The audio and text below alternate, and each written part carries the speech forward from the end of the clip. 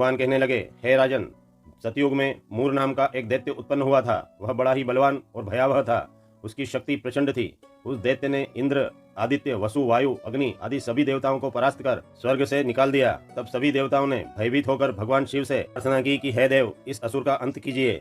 देवों की प्रार्थना सुनकर कैलाशपति बोले, हे देवताओं, मूर का अंत तीनों लोकों के स्वामी, भक्तों के दुखों का नाश करने वाले भगवान विष्णु ही करेंगे। आप उनकी शरण में जाइए। शिव जी के ऐसे वचन सुनकर सभी देवता क्षीर सागर में पहुंचे। वहां भगवान को शयन करते देख हाथ जोड़ उनकी स्तुति करने लगे। हे जनार्दन, तीनों लोकों के स्वामी, हमारी रक्षा कीजिए। हम आपकी शरण आए हैं। आप इस संसार के कर्ता, माता पिता, उत्पत्ति और पालन करता है। हे भगवान, दैत्यों ने हमको जीतकर स्वर्ग को भ्रष्ट कर दिया है। उनका संहार कर हमारी रक्षा कीजिए। देवों के ऐसे वचन सुनकर भगवान श्री हरि विष्णु कहने लगे कि हे देवों, आप निर्भय रहिए, मैं मूर का अंत अवश्य करूंगा। भगवान के ऐसे वचन सुनकर इंद्र बोले, हे भगवान, नाड़ीजंग दैत्य के पुत्र मूर की राजधानी चंद्रावती है। वह अत्याचारी सेना सहित अभी वहीं है। इंद्र की प्रार्थना सुनकर भगवान विष्णु देवों को साथ ले चंद्रावती नगरी पहुंचे। उस समय दैत्य मूर सेना सहित युद्ध भूमि में गरज रहा था। उसकी भयानक गर्जना सुनकर सभी देवता भय के मारे चहुं दिशाओं में भागने लगे। जब भगवान स्वयं रणभूमि में आए तो दैत्य उन पर भी अस्त्र शस्त्र और आयुध लेकर दौड़े। भगवान ने उन्हें सर्प के समान अपने बाणों से नष्ट कर दिया। बहुत से दैत्य मारे गए। भीषण युद्ध हुआ।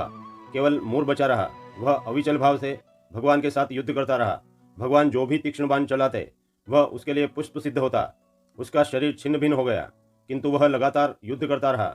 दोनों के बीच मल्ल युद्ध भी हुआ। 10,000 वर्षों तक उनका युद्ध चलता रहा, किंतु मूर नहीं हारा।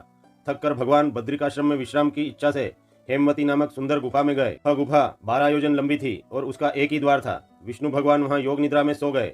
मूर भी भगवान का पीछा करता हुआ गुफा में प्रवेश कर गया और भगवान को सोया हुआ देख उन्हें मारने को उद्यत हुआ। तभी भगवान के शरीर से उज्जवल और कांतिमय तेजपुंज के रूप में एक देवी प्रकट हुई। उसने क्रोध से मूर को युद्ध के लिए ललकारा। उस देवी और मूर के बीच भीषण युद्ध हुआ और उस देवी ने कुछ ही क्षणों में मूर का वध कर डाला। जब श्रीहरि योग निद्रा से जगे तो उन्होंने मूर को मरा हुआ देखा और उस देवी को हाथ जोड़े खड़ा हुआ देखा। भगवान ने ध्यान लगाया और दिव्य दृष्टि से सब कुछ ज्ञात हो गया।